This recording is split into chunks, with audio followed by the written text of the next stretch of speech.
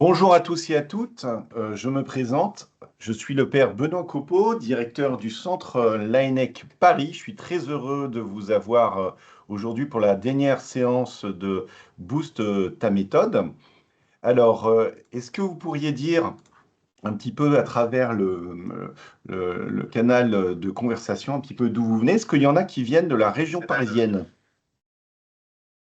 Alors, vous pouvez mettre bonjour. Est-ce que vous pouvez lever la main, par exemple, ceux qui viennent de Paris?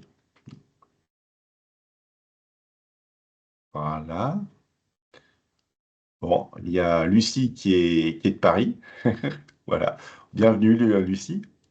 Alors, il y en a qui viennent de Lyon, de Marseille, de Cannes, de Savoie, Amiens.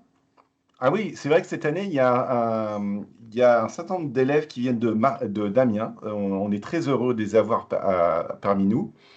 De la région marseillaise, Cannes, la Lozère. Ah, bravo, bienvenue.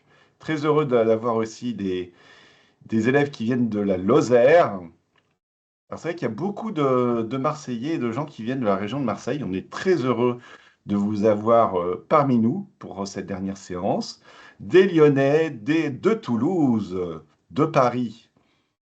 Bah, écoutez, c'est formidable. Là, pour l'instant, nous sommes, euh, nous sommes combien exactement pour l'instant? Je vois 89. Bah, c'est formidable. Alors, les autres vont nous rejoindre au fur et à mesure, hein. La semaine dernière, c'était un peu la même chose. Alors, simplement, je voudrais que vous commencez. Alors, Louise, n'hésite pas à baisser la main parce que si je pose des questions tout à l'heure, comme ça, je pourrais les revoir. Donc, si je pose une question, vous pouvez lever la main, puis après, il faut penser la baisser. Alors, n'hésitez pas aussi à allumer vos caméras.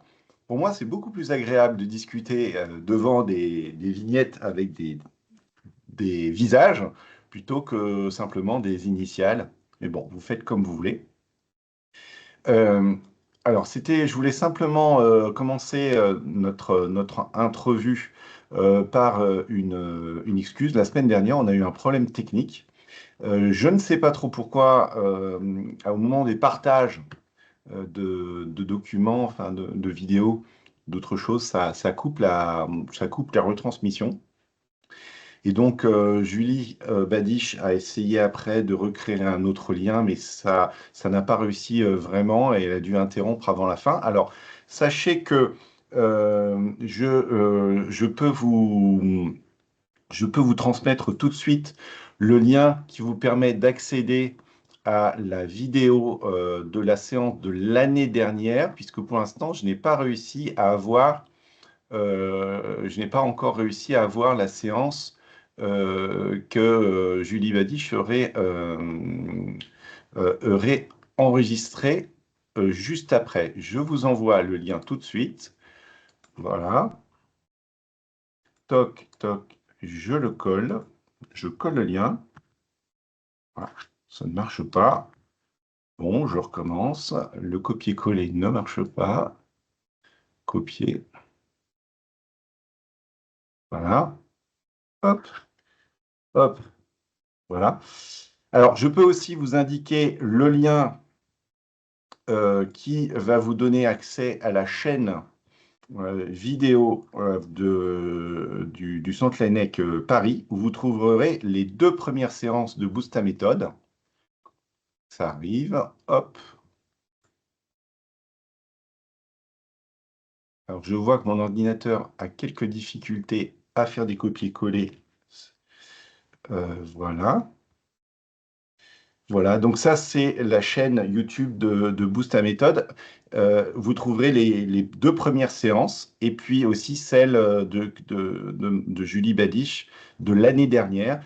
Elle est un petit peu différente par rapport à cette année, mais en attendant, elle fera tout à fait l'affaire.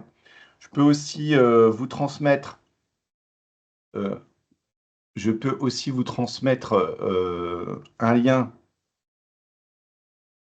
en vue de vous transmettre le, un petit lien pour que vous puissiez, voilà, pour que vous puissiez remplir un petit formulaire en vue de vous connaître. Voilà. Ça nous est très utile. Euh, et puis on va y aller, hein. Qu'est-ce que vous en pensez? Bon, bah écoutez, c'est très bien, nous sommes 101, nous allons y aller. Alors, je vous rappelle un petit peu le parcours que nous avons eu ensemble depuis le début du mois de novembre. Il y a eu la première séance avec Marc Bissuel, le directeur du Centre Laennec Marseille, qui expliquait un petit peu les préalables importants à garder à l'esprit avant de se lancer dans les études de médecine.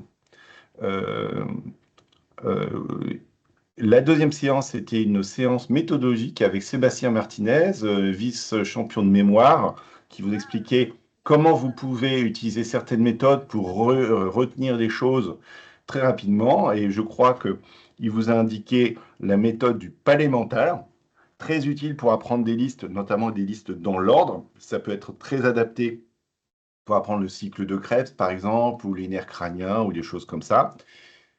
Et puis la semaine dernière, c'était des éléments en vue d'organiser votre travail et gagner en efficacité. Et cette séance sera, que je vais commencer dans quelques instants, sera un peu le prolongement de la séance précédente où je vais donner d'autres éléments et puis euh, vous donner des pistes pour que vous puissiez être efficace et gagner en rapidité assez rapidement, notamment parce qu'il est important de comprendre que si vous voulez réussir médecine, il ne s'agit pas simplement de vous dire, bon, j'attends la rentrée pour pouvoir travailler et être efficace. Si vous voulez vous donner toutes les chances, mettre toutes les chances de votre côté, moi je vous encourage vraiment de prendre vraiment à bras le corps toutes les questions que vous ont posées et puis les éléments méthodologiques qu'on vous fournit dès maintenant, de les appliquer au lycée sans attendre. Et puis ça vous permet de vous familiariser avec ces éléments pour que vous puissiez les utiliser immédiatement sans perdre de temps. Et il est vrai que les étudiants qui comprennent ce qu'on attend d'eux dès le début de l'année, et puis qui arrivent à les utiliser très très vite, en fait, ils ont un avantage considérable. Donc en fait, si vous suivez les conseils qu'on vous donne, et en les adaptant à votre propre personnalité, et à votre propre connaissance de vous-même, eh bien, très rapidement, vous gagnerez en efficacité, vous aurez un atout formidable pour faire des études de santé. Alors, c'est valable, évidemment, pour ceux qui veulent faire médecine, mais c'est valable aussi pour ceux qui veulent faire pharmacie, kiné, ergo, sage-femme, etc., que ce soit à Paris, à Lyon, à Marseille ou n'importe où ailleurs. Et d'ailleurs, ce qu'on vous apprend, mis à part la première séance, qui est très spécifique à la médecine, sont valables pour bien d'autres études. Alors, je vais vous partager donc l'écran pour le PowerPoint. Voilà, hop. Et nous allons y aller.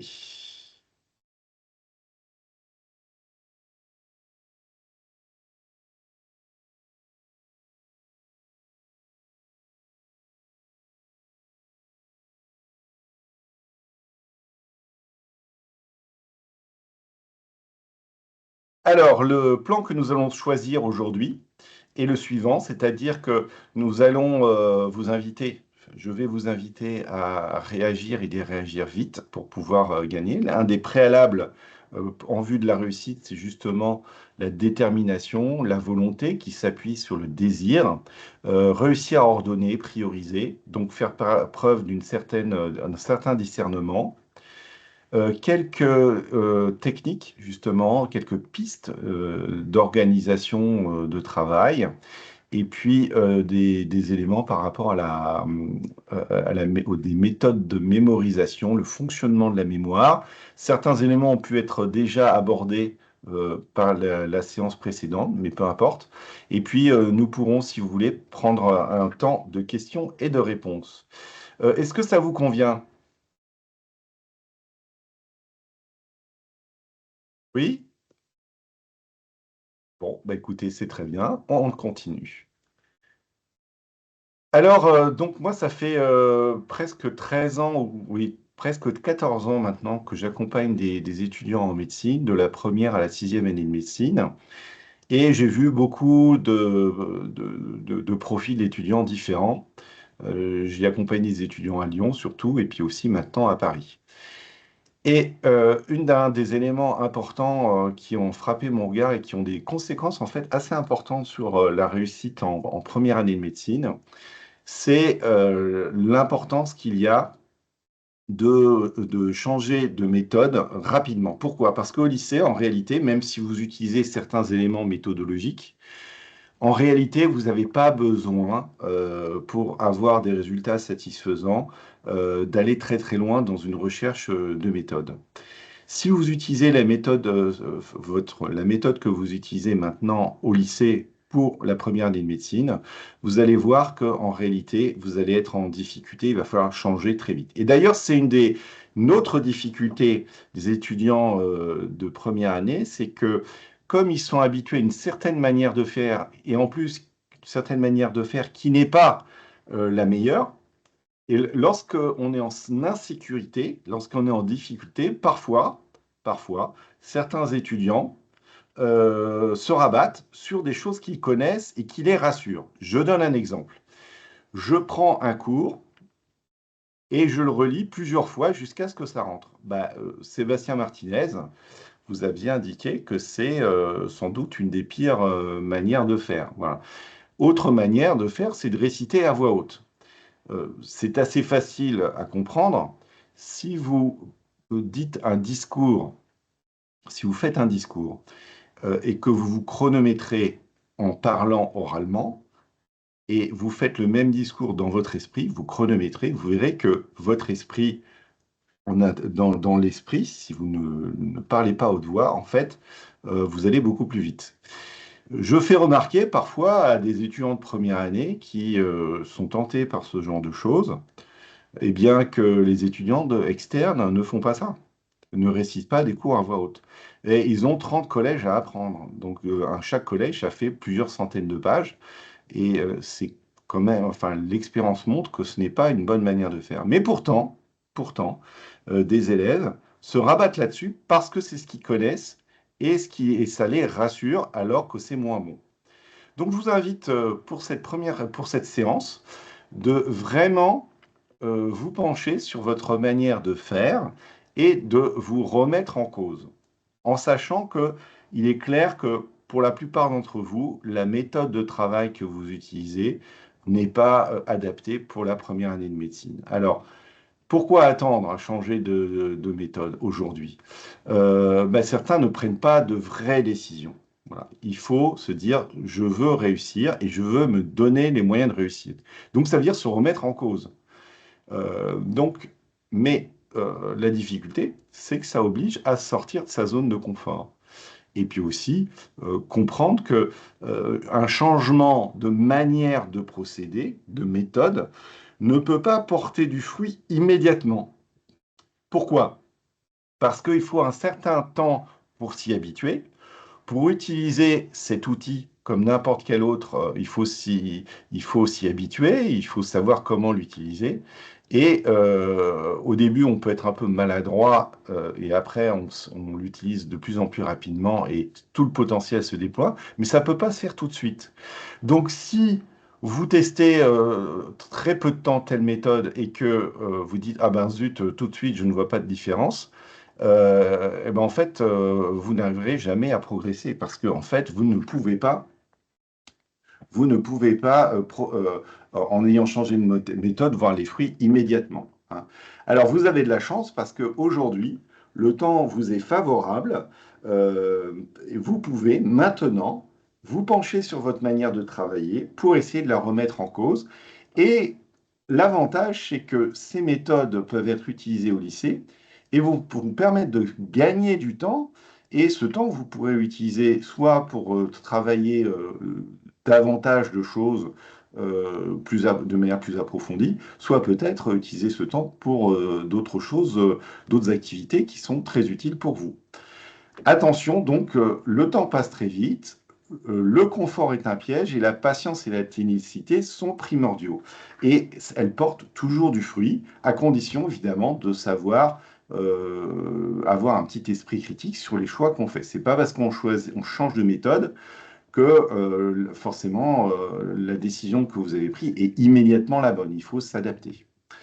Alors, c'est simplement pour illustrer la question, l'élément, un élément qui est important, qui vous invite à faire preuve de patience. Je vais vous parler de l'effet cumulé. C'est Darren Hardy qui fait référence à ça. Il pose la question, bah, qu'est-ce que vous préférez prendre 3 millions tout de suite ou 0,01 d'euros, c'est-à-dire un centime d'euro qui double tous les jours pendant un mois? Bah, en fait, vous en doutez bien, la bonne réponse, c'est 0,01 euros qui double tous les jours pendant un mois parce que le total sera beaucoup plus important. Tout ça pour vous dire que si vous changez des choses, et il faut changer de manière positive, eh bien, pendant un certain temps, en fait, les fruits ne vont pas forcément se voir. Par contre, l'effet va être démultiplicateur avec le temps. Donc, il évoque 3 personnes qui ont décidé de prendre des changements dans leur vie. Il y a un qui change rien, deuxième qui décide de se faire un bar, une télé et invite ses amis. Et puis un troisième décide de faire du sport toutes les semaines, lit un livre par mois et retire un café par jour. Donc quelqu'un a une vie normale qui ne change pas, une qui décide d'avoir une vie plus saine, et le troisième qui se laisse un petit peu aller.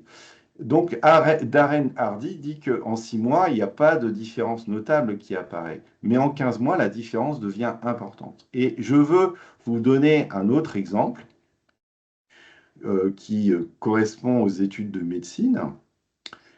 Quand un étudiant travaille pendant un semestre très dur sur le programme de médecine, pendant très longtemps, il ne va pas avoir de progrès énorme forcément dans les résultats de ses exercices en termes de score, en termes de notes. En fait, la progression, elle va avoir lieu euh, principalement pendant la période de révision. Parce que pendant très longtemps, il y a beaucoup de travail de fond à faire. Et ce qui va permettre de progresser, d'avoir de très bons résultats, étant donné les barèmes qui sont utilisés en médecine, qui sont des barèmes très sévères, eh bien, le travail d'enracinement des notions et le travail qui porte beaucoup de fruits, qui consiste à faire des liens, ne peut se faire que lorsque l'intégralité des notions, c'est-à-dire l'intégralité du programme est acquis, donc c'est-à-dire à la fin du semestre, et dans les, disons, 2, 3 dernières semaines, c'est là où les scores augmentent de manière considérable, mais ça veut dire qu'il faut accepter que pendant plusieurs mois, les résultats ne soient pas forcément tous extraordinaires. Et ça, c'est assez récurrent. Donc, que nous apprend l'effet cumulé? C'est la première chose, c'est les petites décisions, mais bien choisies, n'auront jamais de conséquences sur le court terme, mais sur le long terme. Deuxième point, ces petites décisions sont difficiles à tenir à cause des habitudes, l'impatience et l'oubli des motivations. Et troisièmement, bien faire ses choix et s'y tenir et les évaluer. Et la progression est exponentielle et non linéaire, elle se fait plutôt vers une période assez longue et plutôt vers la fin. Donc, tout ça pour vous dire que si aujourd'hui, vous prenez la décision d'avoir une vie un peu plus saine et avoir une meilleure méthode de travail en vue de vous préparer à la première année de PASS, pardon, sachez qu'il faudra être patient et que vos habitudes, parce que l'homme est un être d'habitude, ne vous aideront pas au début. Ça nécessite de la volonté pour s'y tenir à ces décisions. Et une chose qui aussi peut vous faire sortir en fait de votre bonne décision, c'est d'oublier pourquoi vous le faites. Pourquoi vous prenez ces décisions qui nécessitent de l'effort. Eh bien, je pense que si vous voulez réussir, il faut bien garder à l'esprit que c'est parce que vous voulez être médecin par exemple, pour ceux qui veulent faire médecine, et que vous voulez prendre soin des personnes. Voilà. Et que ça correspond à un désir profond, ancré chez vous, et que vous voulez pouvoir aider les gens qui vous seront envoyés comme patients. Alors, le troisième point, j'invite, c'est-à-dire qu'on prend des décisions, mais il faut les évaluer parce que il peut y avoir des tâtonnements. Il y a beaucoup d'étudiants qui, au début, moi, ils me disent, bon, pour telle chose, on a fait la méthode DJ ou la méthode des tours, et puis finalement, je me suis rendu compte pour telle chose, il valait mieux utiliser ceci ou cela. Voilà, il faut s'évaluer. Donc, il y a à la fois quelque chose d'une ténacité à faire, mais en même temps une souplesse pour se dire, et un esprit critique, pour se dire, bon, ça, il faut quand même, je le change après avoir tenu pendant un moment. L'étape suivante correspond en fait à une réflexion que je me fais depuis très longtemps. Qu'est-ce qui peut faire la différence entre un étudiant qui réussit très bien en première année de médecine, ou ça peut être dans n'importe quoi d'autre hein, d'ailleurs, et un étudiant qui échoue? Alors, en fait, parfois, c'est pas du tout ni le niveau intellectuel, ni le bagage particulier. Non, des fois, on voit des étudiants qui, au début, au lycée, n'ont pas des résultats extraordinaires, mais qui réussissent très bien dès le premier coup en première année. Et puis d'autres qui réussissaient très bien au lycée et qui n'arrivent pas à réussir à l'université. Et donc, je vous partage un petit peu des éléments que j'ai pu observer qui peuvent nourrir votre réflexion et vous aider à réfléchir vous-même. Alors, quels sont les éléments de réussite? D'abord, évidemment, les capacités naturelles. J'ai rencontré des étudiants, pour certains, c'était des gens vraiment extrêmement forts, hein, extrêmement doués, qui retenaient tout, qui comprenaient tout, mais ça reste quelque chose d'assez rare en réalité. Et même les meilleurs, ils travaillent beaucoup quand même. Donc c'est vrai qu'on est inégaux à la base. Il y a des gens qui sont très doués pour les études, d'autres un petit peu moins, mais c'est pas parce que vous êtes moins doué a priori aux études que vous n'allez pas réussir. Hein. Avec le travail, vous pouvez compenser. Alors, le travail, mais le travail méthodique, la gestion émotionnelle, parce que moi, j'ai connu des étudiants qui ont raté médecine uniquement parce qu'ils n'arrivaient pas à gérer le stress intérieur que génère nécessairement une année à concours. Et ça peut être un élément d'échec. Donc, si vous êtes trop sensible émotionnellement, eh bien, ça ne veut pas dire que vous n'allez pas réussir, mais disons qu'il y a un point d'attention. Voilà. Alors, la santé aussi. Alors, à la fois pour la première année de médecine, c'est très fatigant. Nerveusement, ça peut être aussi éprouvant. Et il faut avoir une bonne santé physique. Alors, ça ne veut pas forcément dire que si vous avez des problèmes de santé, que vous ne pourrez pas réussir, mais ça veut dire que ce ne sera pas forcément simple. Et si ça vous concerne, demandez à votre médecin qui pourra vous dire ce qu'il en pense. Notamment, bah, c'est vrai que c'est difficile pour des personnes qui sont très diabétiques de gérer le stress parce que ça influe en fait sur le taux d'insuline et donc c'est éprouvant pour les personnes. Moi, j'ai connu aussi quelques étudiants qui pouvaient en même temps gérer des problèmes de cancer, certaines formes de cancer. Ben, ces étudiants en question ont pu réussir la médecine, mais c'est sûr que ça ne, voilà, c'est quand même, ça complique les choses. Alors, en plus de tout cela, capacité naturelle, travail méthodique, gestion émotionnelle et santé, il y a un point sur lequel vous pouvez, que vous pouvez travailler, outre la méthode et apprendre à gérer vos émotions, c'est les vertus. Alors ça, on en parlera tout à l'heure. Euh, En fait, la question des vertus, c'est-à-dire que vous pouvez progresser moralement vous exerçant par une pratique qui va augmenter, par exemple, votre courage. Hein. On n'est pas tous forcément très courageux initialement, mais on peut progresser en s'exerçant. Donc, les vertus, donc il y a une forme de travail sur soi, d'effort à produire sur soi-même.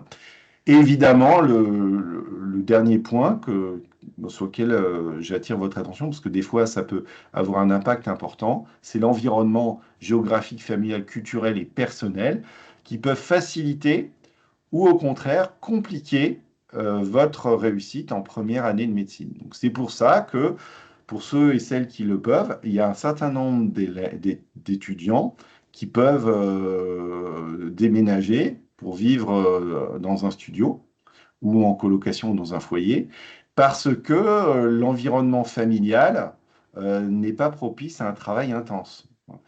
Alors, c'est vrai que tout le monde n'a pas forcément les moyens de le faire, mais voilà, je vous le partage simplement.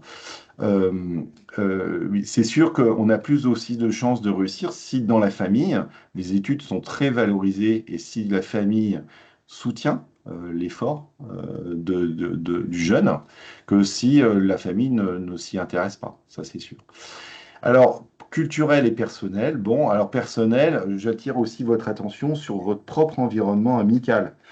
C'est-à-dire que si vous êtes entouré de personnes qui vous tirent vers le haut et qui, eux aussi, estiment que le travail est important et la réussite a de la valeur, il y a plus de chances que vous-même vous progressiez que si vous êtes entouré par des gens qui trouvent, je caricature, hein, que finalement, beaucoup travailler, d'avoir de bons résultats au lycée, ce n'est pas quelque chose qui est très valorisant. Voilà.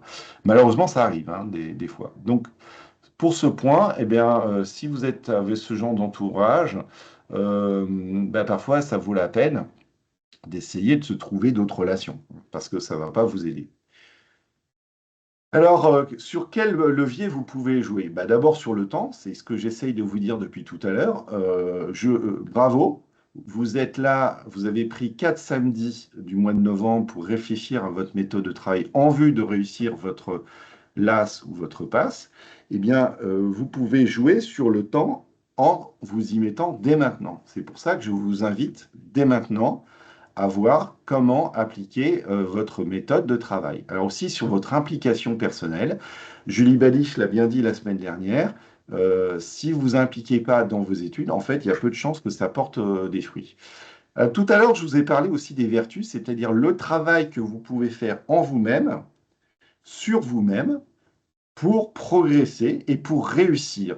Réussir dans les études, réussir dans votre vie. Alors, je vous rappelle les vertus cardinales. Alors, ce sont des éléments qui vont vous aider à réfléchir, hein, c'est-à-dire, ce sont des éléments de réflexion. Il ne faut pas en faire un absolu. Bref, il y a 4 vertus cardinales, la prudence, la tempérance, la force et la justice. Bon, ça va nourrir votre culture générale si vous ne les connaissez pas. Cardinal, ça veut dire que ce sont des vertus très importantes. Voilà. Alors, la prudence, c'est la sagesse qui dispose la raison pratique à discerner le véritable bien et à choisir les justes moyens de l'accomplir. Voilà. Donc, ça ne veut pas dire j'ai peur de tout et dès qu'il y a un danger, je rentre dans ma grotte. Non, ça veut dire que, eh bien, il faut mesurer ce qu'il faut faire et à quel moment en vue de réussir le principal bien. Alors, la prudence pour un étudiant en médecine ou un étudiant, un élève au lycée, c'est de réfléchir à quel est le bien que vous voulez atteindre. Ben, peut-être que c'est le bien, même s'il y en a d'autres, d'avoir de bons résultats à vos évaluations et de trouver les moyens d'avoir ces bons résultats. Alors, de manière juste, c'est-à-dire travailler, réfléchir sur la méthode, être efficace pour avoir le plus de résultats possible avec le moins d'efforts possible et en prenant le moins de temps possible. Voilà, vous verrez que ça va beaucoup vous aider. Alors, l'autre vertu, c'est la tempérance. Maîtrise de la volonté sur les instincts, procurant ainsi l'équilibre dans l'usage des biens. Alors ça, c'est important. Bah, quelque chose d'assez, je pense, commun. Vous savez, dans vos générations, vous utilisez, par exemple, mais il n'y a pas que là-dessus que vous pouvez augmenter votre tempérance. Je sais que vous êtes des générations, vous utilisez beaucoup le téléphone ou les écrans, et choses comme ça. Bon, alors, en tant que tel, c'est pas le mauvais, Mais ce qui va vous aider à réussir, c'est de vous demander en quoi l'usage que je fais de cet outil qui est le téléphone est un usage qui va m'aider à réussir à atteindre mes objectifs de, par exemple, de réussir ces études, et en quoi ça va vous y empêcher. Donc ça ne veut pas dire je jette mon téléphone et je ne l'utilise plus, mais ça veut dire ben, comment j'arrive, si nécessaire, à réguler l'usage de cet outil pour que ça ne vole pas mon temps et que ça soit un handicap pour mon travail intellectuel. Alors, après la prudence, la tempérance, il y a la force. Alors, bien sûr, c'est la qualité physique, tout le monde peut le comprendre, mais aussi la faculté qui permet de surmonter la faiblesse. C'est-à-dire qu'on a tous des pentes, voilà. C'est-à-dire, on peut avoir envie de se laisser un petit peu aller, on peut, c'est ce qu'il y a de plus, c'est ce qu'il y a de plus pratique, hein, c'est ce qui est le plus simple à faire. Eh bien, simplement, faut faire preuve de force pour se dire non, je ne vais pas céder à la facilité, mais je vais essayer de faire des efforts pour essayer de progresser. Bon. Par exemple, un sportif, il va devoir se lever plus tôt le matin, par exemple, et faire davantage d'entraînement s'il veut augmenter sa rapidité ou sa réussite dans le sport. Voilà. Alors après, la prudence, la tempérance, la force et la justice, eh bien, ça consiste à faire œuvre de volonté constante et ferme, de donner moralement à chacun ce qui lui est universellement dû. Bah, ça veut dire que c'est une vertu relationnelle qui va vous permettre de se dire, bon, ben voilà, ben, si par exemple ne réussis pas alors que j'ai bien travaillé et que j'ai développé ma méthode, ben, c'est injuste, donc je peux être frustré. Mais en même temps, ça veut dire que si jamais j'ai pas assez travaillé, pas assez de méthodes et que ces sont là, eh bien, vous pouvez vous dire, mais ça, c'est normal. Voilà. Voilà, on ne peut pas avoir le beurre et l'argent du beurre.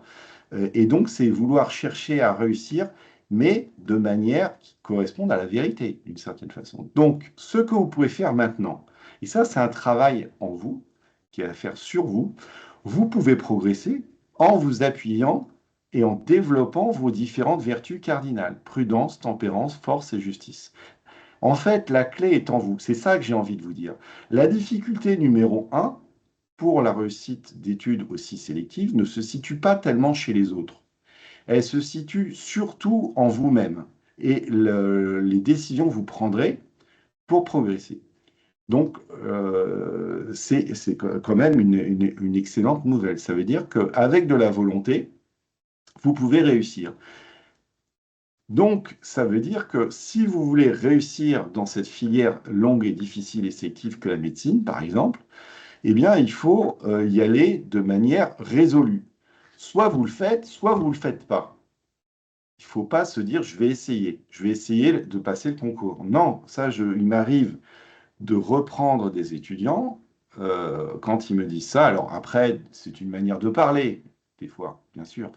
Mais j'essaie d'alerter l'étudiant contre un certain état d'esprit qui consisterait peut-être de dire, bon, j'y vais, mais je suis moitié, enfin, j'y crois à moitié, ou je suis moyennement déterminé. Non, si vous n'êtes pas déterminé, si vous n'avez pas une volonté forte, vous ne pourrez pas réussir. C'est la raison pour laquelle je pose souvent la question au début d'année aux étudiants de première année que je rencontre, en demandant, est-ce que tu as décidé de faire médecine?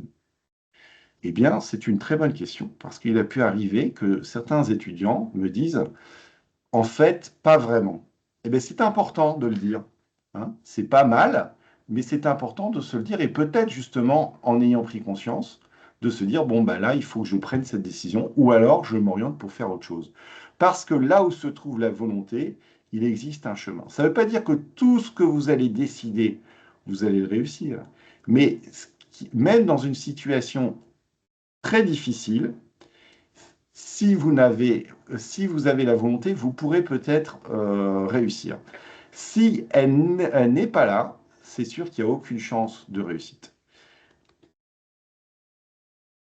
Alors, premier élément sur lequel je voudrais insister, dans le cadre que je viens de vous proposer, qui aura en fait un impact considérable et qui est un élément de réflexion assez courant chez les étudiants de médecine. C'est l'organisation. Beaucoup au lycée n'avaient pas le besoin de tellement s'interroger sur la manière de s'organiser parce que, sans trop se fatiguer, ils arrivaient à faire les choses et ça passait. Voilà. Or, ça ne pourra plus fonctionner en première année de médecine. Votre vie peut ressembler parfois à une sorte de petit chaos, c'est-à-dire vous faites les choses un peu au moment où ça vous vient, sans ordre ni organisation. Si vous faites cela, en fait, il n'y a aucune chance de pouvoir beaucoup progresser. Et c'est la raison pour laquelle je soumets à votre sagacité, à votre réflexion, une phrase de Jean Guiton qu'il a écrit dans le Travail intellectuel. Hein, vous pouvez le lire, hein, c'est un livre très intéressant. La règle d'or du travail intellectuel peut se traduire ainsi: ne tolère ni demi-travail ni demi-repos, donne-toi tout entier ou détends-toi absolument, qu'il n'y ait pas de mélange des genres. Voilà, ça c'est important. Parce que votre vie, votre emploi du temps peut ressembler à un jeu de Tetris qui va très mal se terminer. Là, vous voyez euh, la grille qui se trouve à droite. Il y a des trous partout. Et en fait, très rapidement, ben, votre écran se remplit, alors que le même nombre de pièces peut prendre très peu de place. Alors c'est comme lorsque vous faites une valise, si vous faites n'importe quoi, ben, vous ne pourrez pas mettre grand-chose dedans, mais il suffit un peu d'imagination et d'ordre, et alors là, vous pouvez mettre 2 fois plus de choses dans votre valise. Eh bien, là, on ne parle pas de valise, on parle d'organisation du temps, de faire que les bonnes choses se fassent au bon moment. Et vous verrez que ça change tout. En tout cas, en tout cas, il faut aussi garder à l'esprit euh, les, le- les priorités par rapport à cet emploi du temps. C'est-à-dire qu'on peut être très organisé, mais si vous organisez, vous utilisez ce temps qui vous est donné sur des choses qui ne correspondent pas à ce que vous voulez vraiment, eh ben, vous n'allez pas réussir. Voilà. Si vous voulez faire médecine et que vous jouez aux jeux vidéo, vous avez beaucoup de jeux vidéo, vous avez beau être très organisé, en réalité, vous n'avez pas mis les choses en réalité dans dans le bon ordre de priorité et vous risquez de passer à côté de votre objectif. Alors, sachant qu'il faut commencer par les choses les plus importantes, ben, les choses qui prennent le plus de place, par exemple le travail, et puis en n'oubliant pas que ben, il faut absolument avant placer.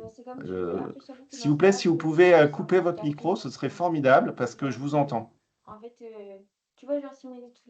S'il vous plaît, merci. Euh, Tiffaine, Vaterslop, si vous pouviez couper le micro, ce serait sympa. Merci, c'est gentil à vous.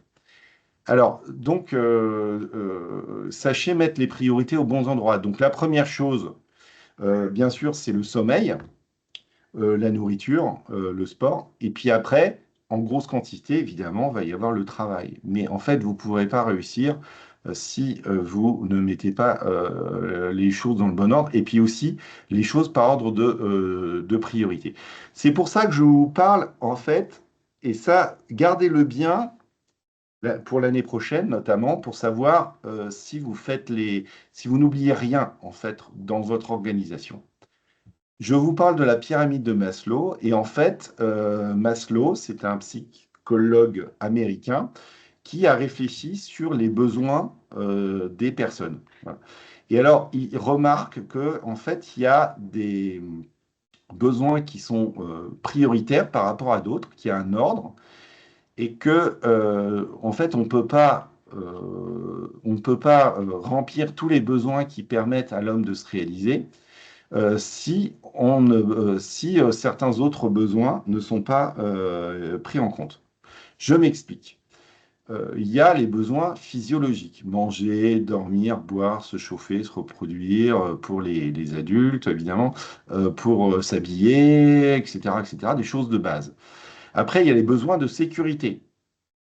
Bon, c'est-à-dire que la protection, avoir confiance, être dans un environnement sain dans lequel on n'a pas peur des autres.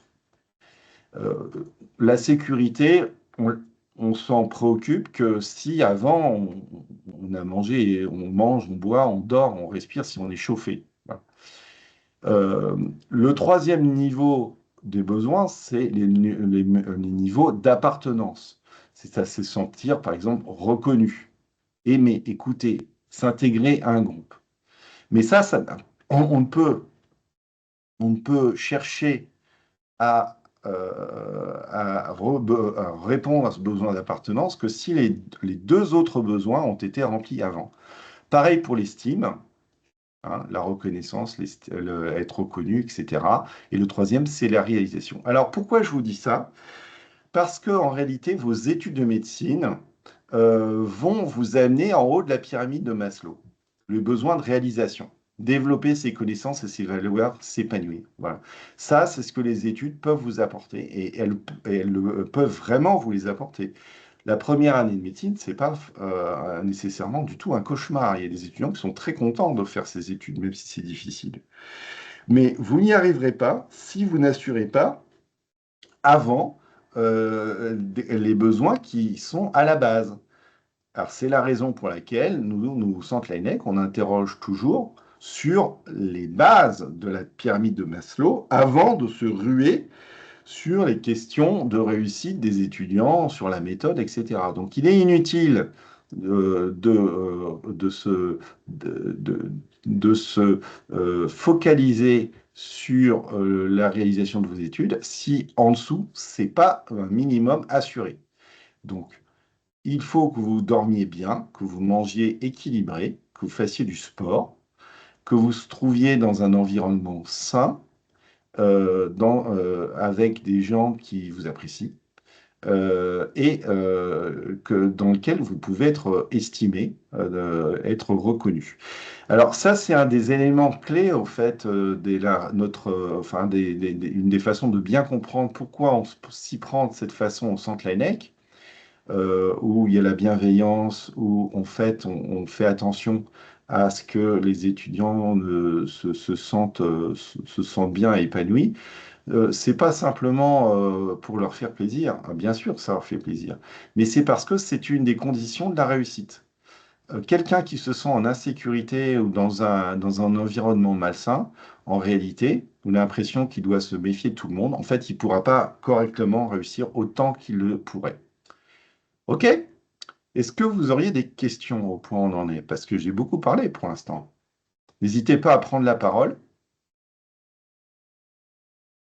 Alors, hop, je vais couper pour voir les questions. Il n'y a pas de questions? Ah bah s'il n'y a pas de questions. Ah oui, alors il y a Jules. Jules veut dire quelque chose? Il a levé la main. Jules Oui, Sang. bonjour. Oui, je t'écoute? Oui, alors moi, c'est pas une question directement sur ce que vous veniez de dire, mais plutôt Oui. sur Centre Lennec globalement. Mhm, Parce que du coup, je souhaite candidater au Centre Lennec Marseille. mhm. Mais vu qu'on n'aura pas tout de suite les résultats Parcoursup ou quoi, imaginons je candidate aussi à Paris. Est-ce que c'est possible de transférer ma candidature du Centre Lennec Marseille au Centre Lennec Paris? Alors, en fait, non, parce on est trois associations différentes. On ne partage pas du tout les mêmes procédures ni les mêmes contraintes. Voilà. Alors, simplement, Jules, c'est pour te dire que, en réalité, il y a quand même Parcoursup qui est dans l'équation.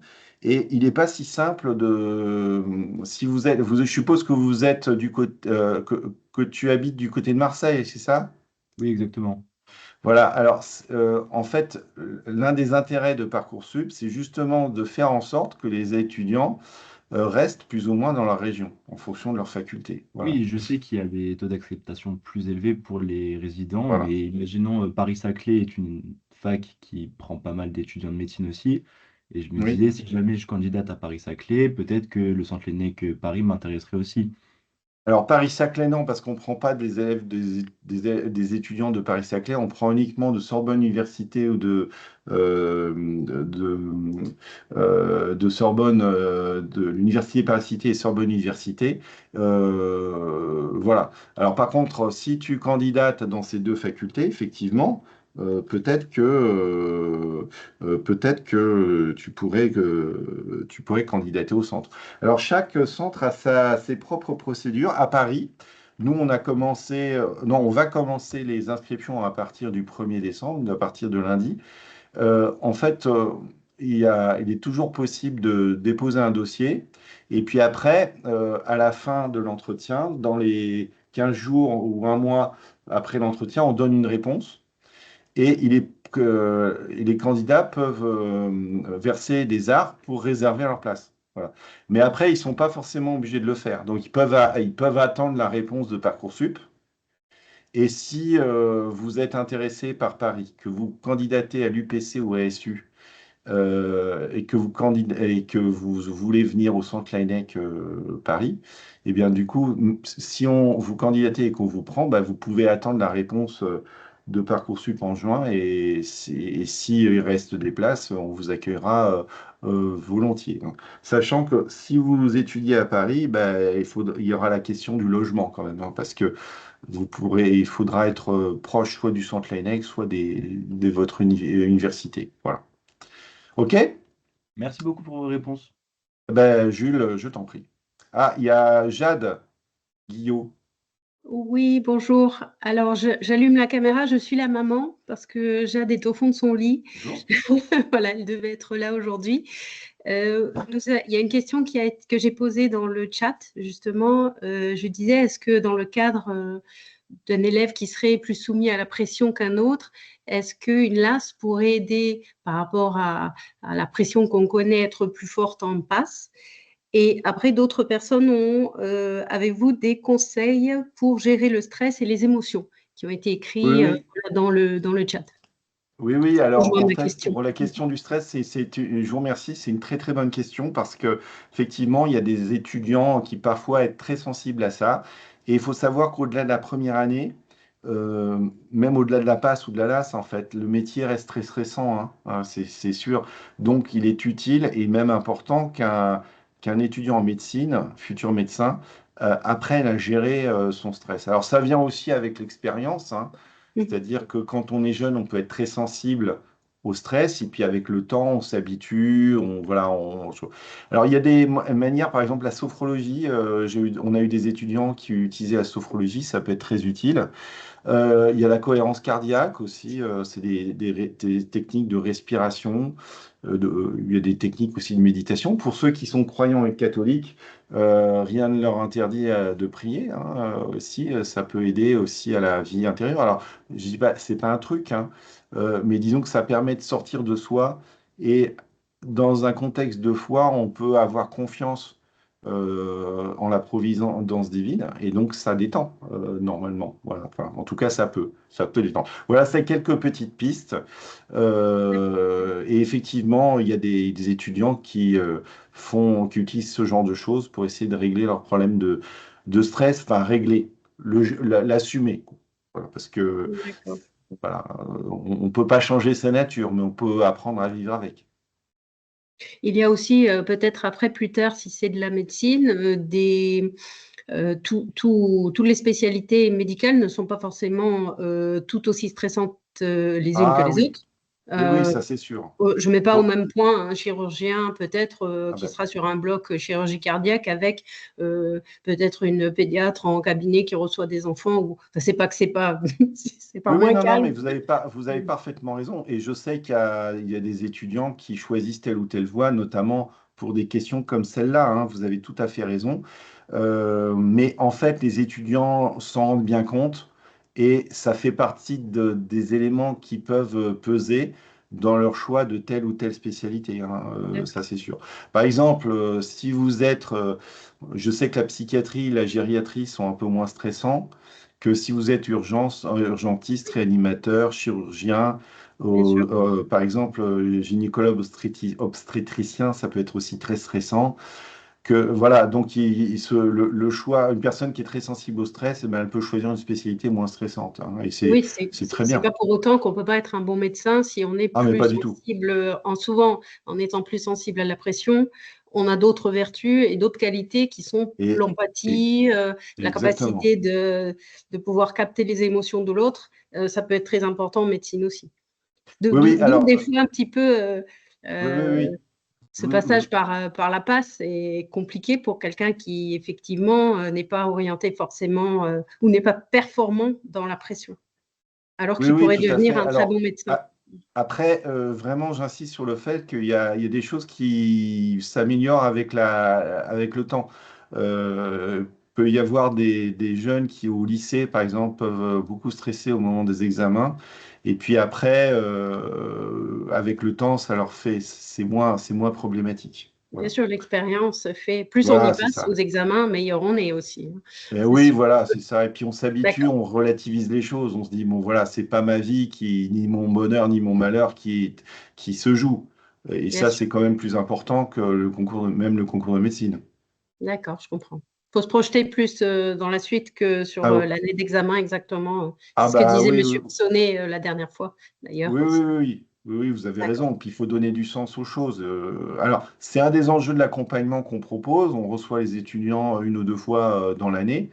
Et mmh, donc, dans ce contexte-là, si l'étudiant nous fait part de ce genre de difficultés, on peut l'aider à prendre de la hauteur et puis leur donner des éléments qui peuvent les aider à gérer leur stress.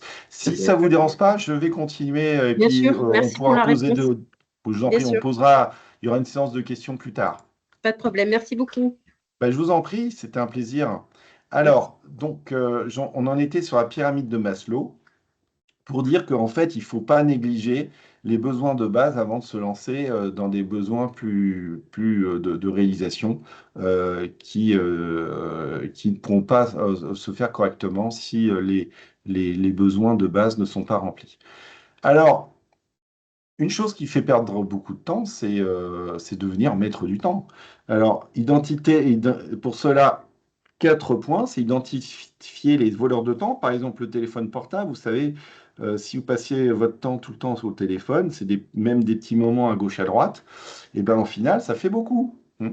Alors, deuxième élément qui va vous faire gagner du temps, c'est choisir, renoncer, discerner. C'est-à-dire qu'il y aura en première année des activités que vous ne pourrez plus faire, ou alors faire beaucoup moins.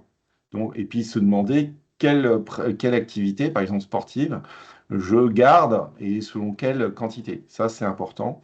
Identifier les maîtres du temps, c'est-à-dire ce qui s'impose à vous. Bah, par exemple, le fait que vous avez tel cours à la fac, tel ED, que vous avez tel entraînement à tel moment, et ça vous est imposé.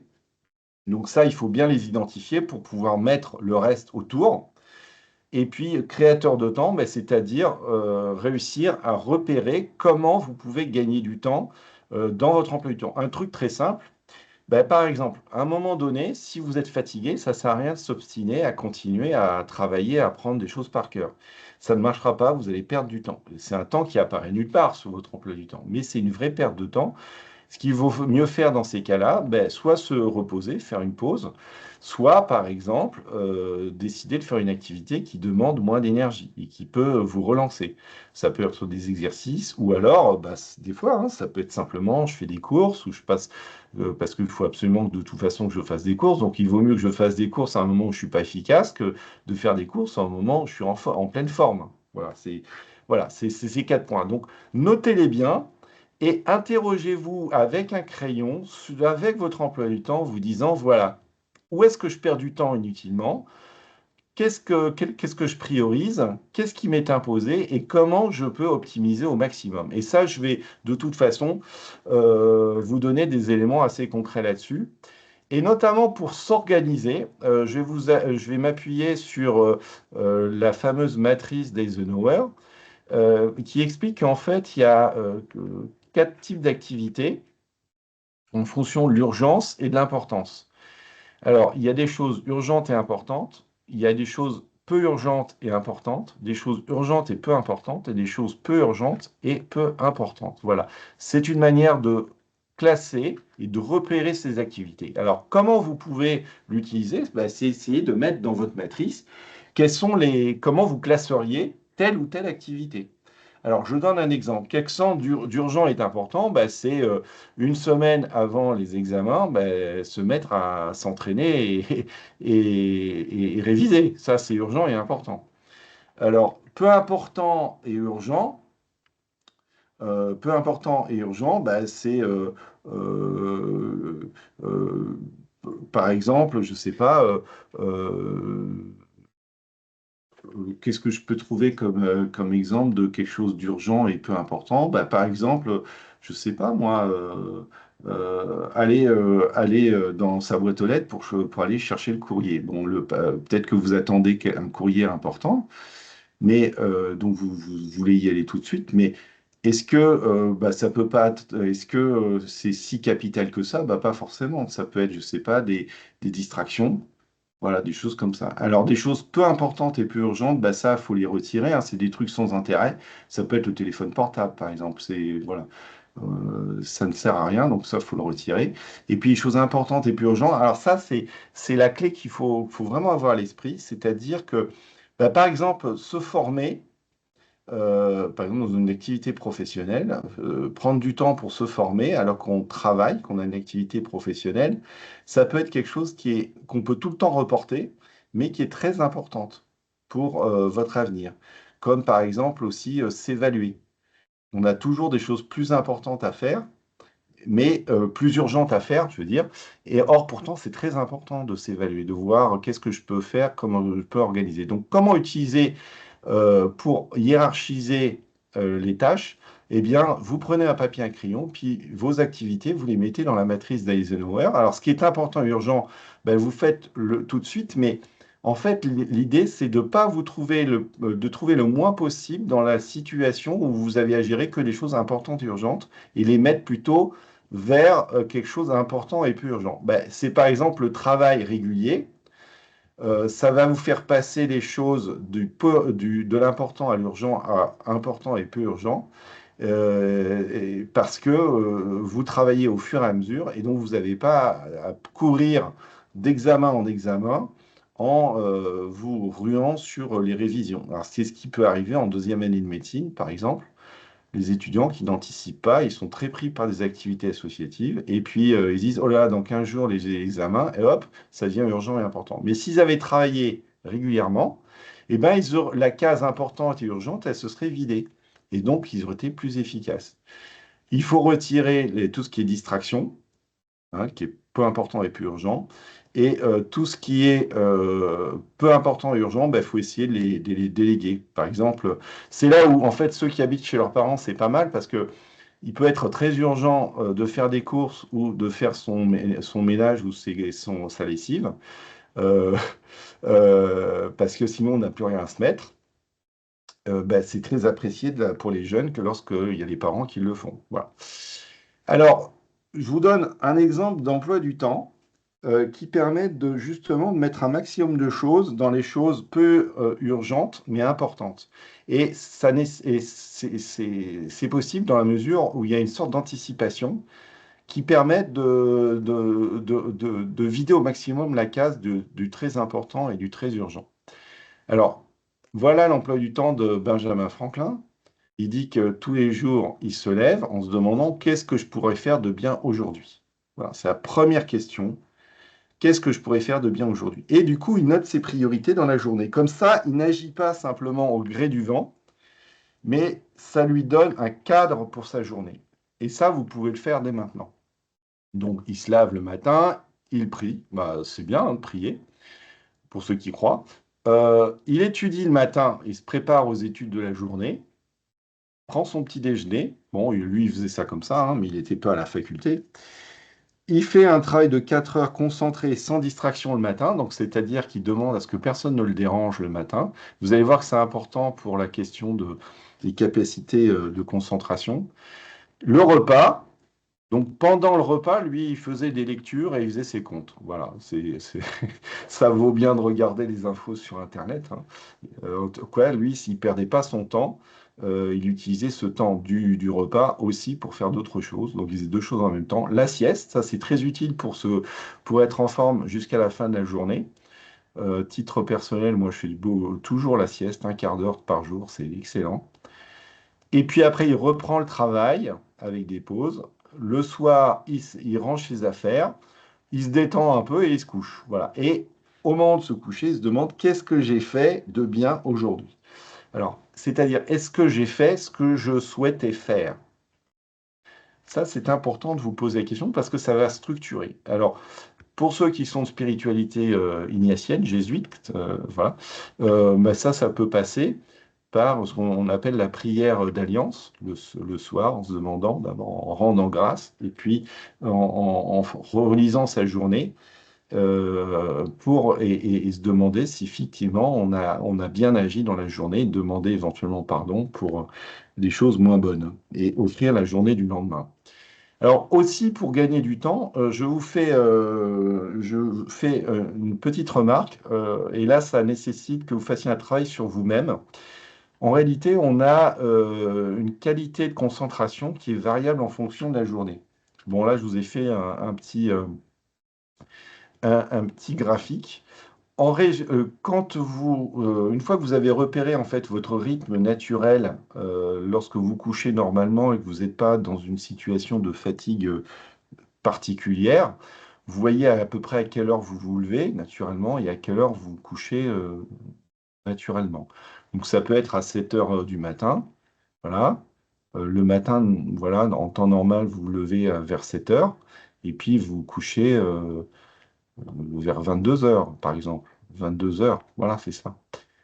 Alors, généralement, en fait, les pics d'activité le matin se fait à peu près 4 heures après le lever naturel. Voilà. Donc, en général, vers le matin, généralement, en moyenne, on est quand même un peu plus frais le matin que l'après-midi. Mais ça dépend. Il y a des gens qui sont du matin et d'autres qui sont du soir. En tout cas, vers 4 heures après le lever normal, ben là, généralement, on a un pic de vigilance et de concentration. Donc, c'est là où il faut faire des activités qui nécessitent le plus d'efforts et de concentration. Alors après, il y a aussi un autre pic en milieu généralement d'après-midi. Ça peut être vers 16 heures. 16 heures, 17 heures. Après, c'est vous il faut faire de l'auto-observation et le constater en soi. Généralement, c'est tout le temps plus ou moins la même chose. Et c'est à ces moments-là où on fait des activités qui nécessitent plus de concentration et d'effort. Voilà. Ce qui peut faire vraiment vous faire gagner du temps, c'est pas simplement de s'organiser, mais de faire les bonnes choses au bon moment en fonction de votre état intérieur. On ne s'obstine pas à faire des choses difficiles quand on est fatigué et qu'on n'arrive pas à se concentrer. Donc, si vous faites les choses difficiles quand vous avez l'énergie pour les faire, ben, vous allez voir que, comme par hasard, vous allez aller beaucoup plus vite que si vous vous obstinez à faire quelque chose de difficile à un moment où vous ne pouvez pas le faire. Donc, il faut mettre les bonnes activités au bon moment. Là, je ne vais pas m'étendre dessus parce que Julie Badiche en a parlé la semaine dernière. D'où l'intérêt du pomodoro. Pomodoro, c'est une tomate en italien. C'est parce qu'en Italie, les minuteurs dans la cuisine, ils sont en forme de tomate. Bon, chez nous, c'est plutôt les œufs. Donc, il avait remarqué que, en fait, on peut être vraiment concentré et très efficace, c'est 45 minutes au maximum. Donc, la méthode du Pomodoro, bah, c'est de fractionner son type de travail sur des séquences courtes et rythmées en mettant des matières ou des types de travail différents. Et vous allez voir qu'en fait, c'est un peu contre-intuitif, mais vous allez être beaucoup plus efficace et beaucoup plus rapide qu'en faisant ce que j'appelle des tunnels. C'est ce que je faisais parfois au lycée, moi, il y a longtemps. C'est je me rassurais simplement en disant, voilà, je vais travailler toute ma journée pour réviser mon histoire géo. Voilà. Alors, pour avancer, j'attire votre attention aussi sur l'attention que vous devez avoir sur l'intensité de votre travail intellectuel. C'est-à-dire que vous devez être engagé dans votre concentration. C'est ce que Cal Newport appelle le deep work. Et donc là, c'est une question d'attention. Alors là aussi, c'est un point sur lequel je vous invite à travailler dès maintenant, c'est de chasser au maximum les éléments qui nuisent à votre attention. C'est un peu l'essence de votre travail intellectuel. Et donc, vous devez vous donner comme objectif de travailler essentiellement dans ce qu'il appelle le deep work, la capacité de concentration. Donc, alors, on est tous inégaux hein, par rapport à ça. En tout cas, aussi, un autre élément que je peux vous donner, que vous pouvez mettre en place facilement dès maintenant, c'est le travail de groupe. Alors, le travail de groupe, ce n'est pas un lieu d'apprentissage, c'est un lieu d'auto-évaluation, d'ancrage et de soutien mutuel. Donc, trouvez-vous des camarades qui ont des objectifs au lycée assez importants. Euh, Soyez complémentaires. Si vous êtes bon en histoire géo, mettez-vous avec des gens qui sont bons en sciences et vice-versa. Et ça se base sur l'idée suivante, qui est vieille comme l'Antiquité. C'est en enseignant que l'on apprend, docendo decimus. Donc si vous êtes capable d'expliquer une notion sans vous tromper ni hésiter, c'est que vous la maîtrisez. Et en plus, ça l'ancre dans la mémoire. Voilà. Dans le cas contraire, eh ben, vous voyez où se trouvent vos difficultés et vous pouvez mettre votre attention dessus pour mieux comprendre et mieux apprendre. Et au moins, vous aurez progressé. Et peut-être que vos camarades pourront vous l'expliquer.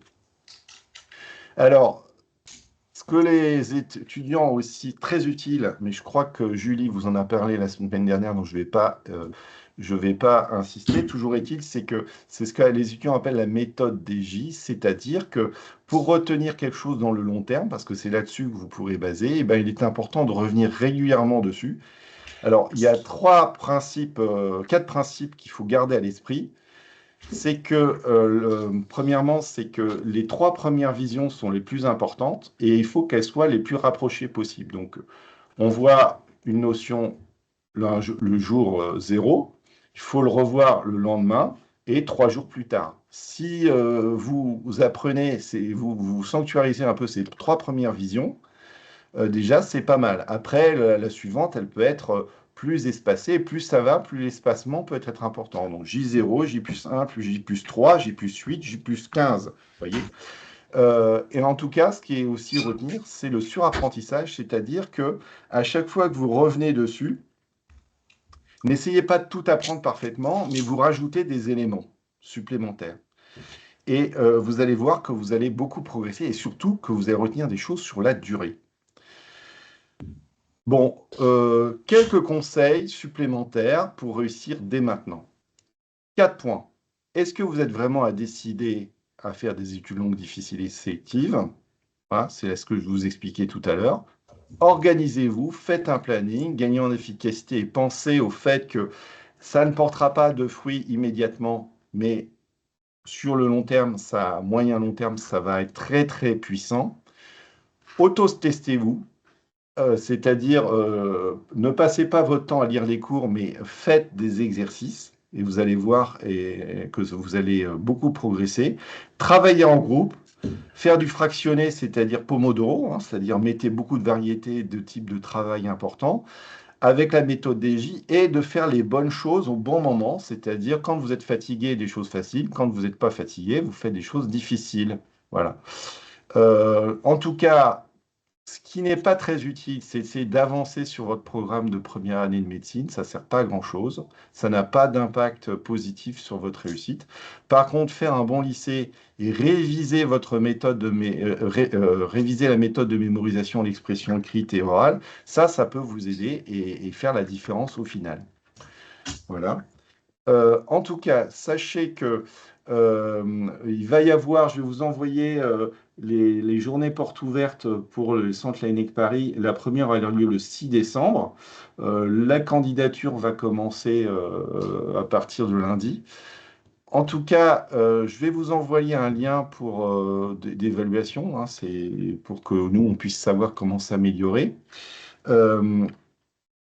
Et en tout cas, la vidéo, elle sera mise incessamment sur YouTube pour que vous puissiez la revoir si nécessaire. Est-ce que vous auriez des questions?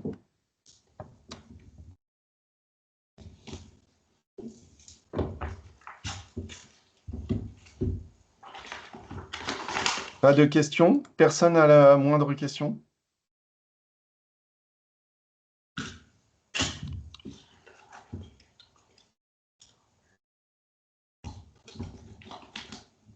Alors, en tout cas, si vous pouviez, ben, voilà, j'espère que vous êtes content, hein, que vous êtes satisfait de ce que je vous ai posé. Je vous envoie le lien pour la candidature au Centre Laennec et puis aussi l'évaluation de la séance. L'évaluation de la séance. Alors, mon ordinateur a quelques difficultés, je suis désolé. Euh, aucune question, tiens, c'est étonnant.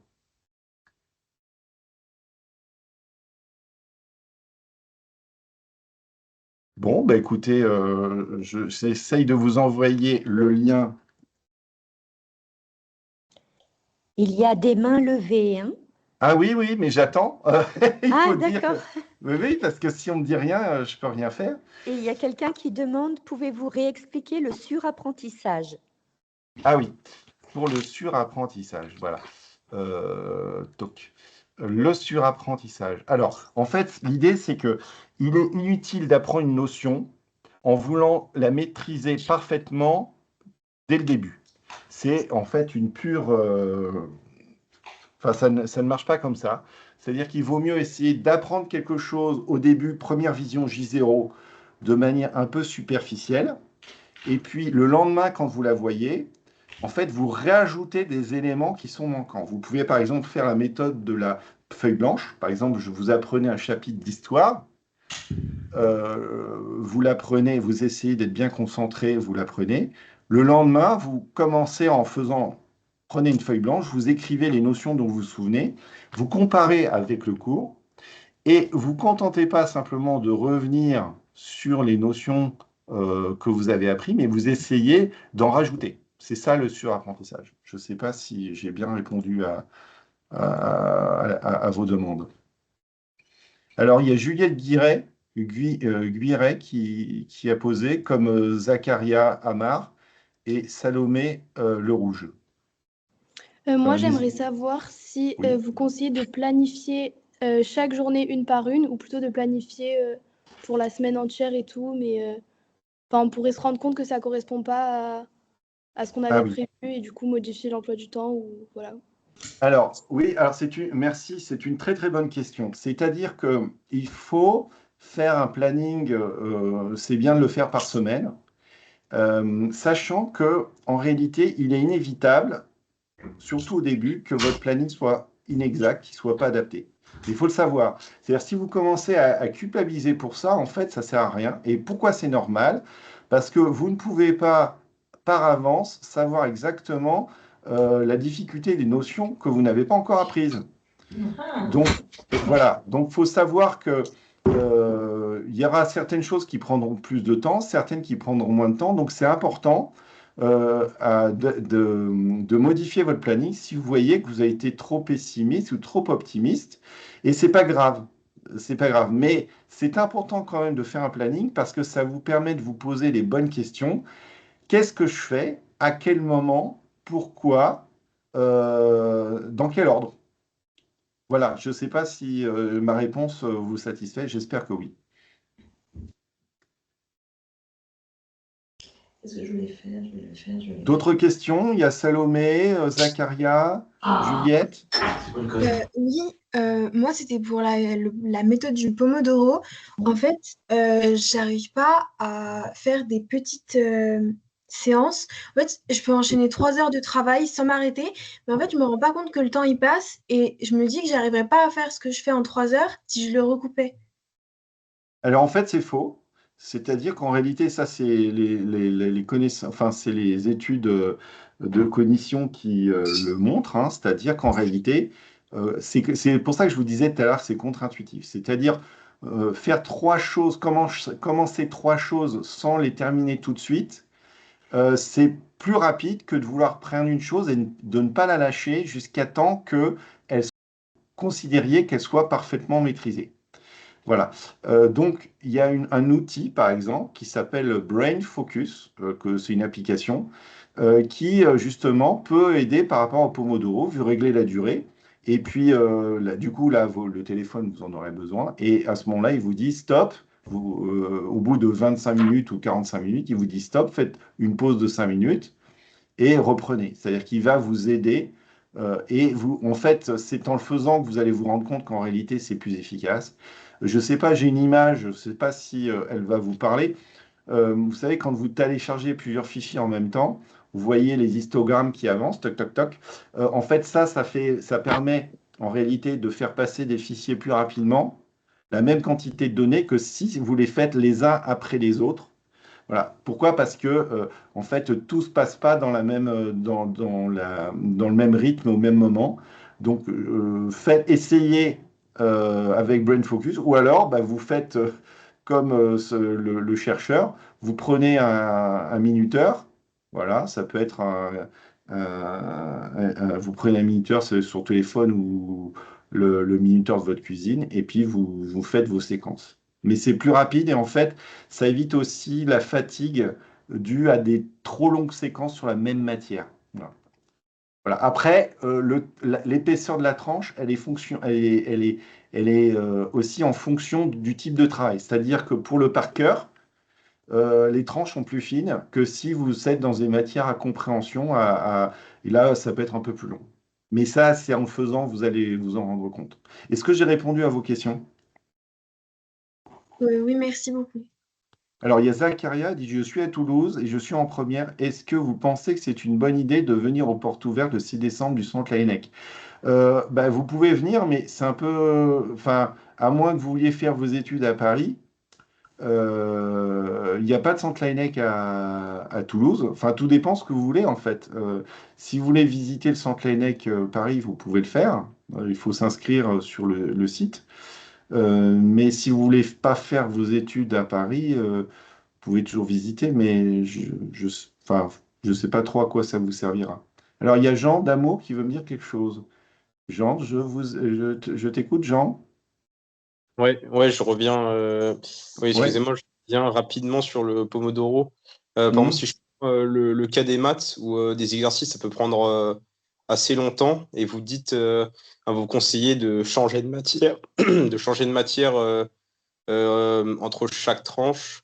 Comment on fait? Parce que c'est quand même, ça peut être quand même un peu embêtant Oui, oui. ouais, pour les maths, par Très exemple. bonne question, Jean. En fait, c'est sûr que euh, Pomodoro, ça ne veut pas dire que si vous êtes en train de résoudre un exercice de maths qui vous demande une demi-heure, ça ne veut pas dire que vous devez vous arrêter au bout d'un quart d'heure. Non, ça c'est sûr. Et puis, je vous expliquais qu'il fallait faire la différence entre les matières à compréhension, qui peuvent être plus longues, que les matières à par cœur, où il faut vraiment être très très précis. Et là, au bout de 25 minutes, c'est vraiment fatigant. L'idée, c'est par cœur, c'est-à-dire vous lisez, vous concentrez, et vous récitez au mot près. Voilà. Alors après, l'autre point qui est intéressant dans votre remarque, c'est que forcément, aussi, la tranche, l'épaisseur de la tranche, la durée de travail, elle est variable en fonction de ce que vous faites. C'est-à-dire que bah, c'est sûr qu'il y a des moments, si vous avez des chapitres qui sont extrêmement longs, euh, qui nécessitent de faire des exercices très longs, bah, vous ne pouvez pas découper n'importe comment. Mais l'idée, c'est toujours ça, c'est de dire éviter au maximum de travailler trop longtemps en faisant la même chose. Et quand je dis faire la même chose, ça veut dire que parfois, l'étudiant peut garder la même matière, mais change de type de travail. Et ça, déjà, ça relance le cerveau. Je m'explique. Ben, par exemple, vous travaillez pendant 45 minutes en lisant un chapitre et en le comprenant en physique. Euh, Au bout de 45 minutes, vous arrêtez, Pomodoro, et puis après, vous faites des exercices de physique.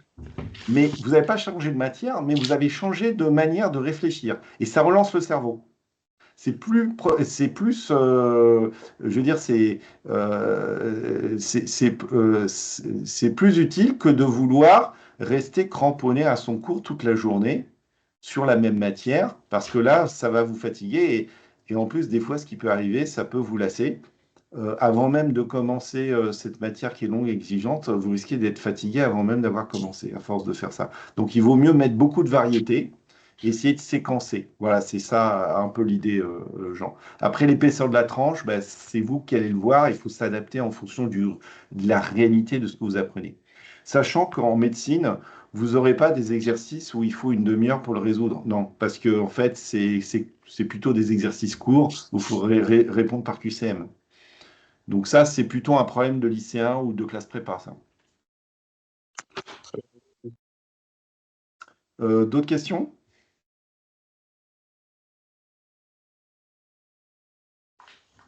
N'hésitez pas à mettre des questions, soit lever la main, soit de mettre des questions sur la conversation. Bah, sinon, on va se quitter. En tout cas, je vous enverrai un petit message pour l'évaluation et puis aussi pour les informations par rapport à l'inscription au centre.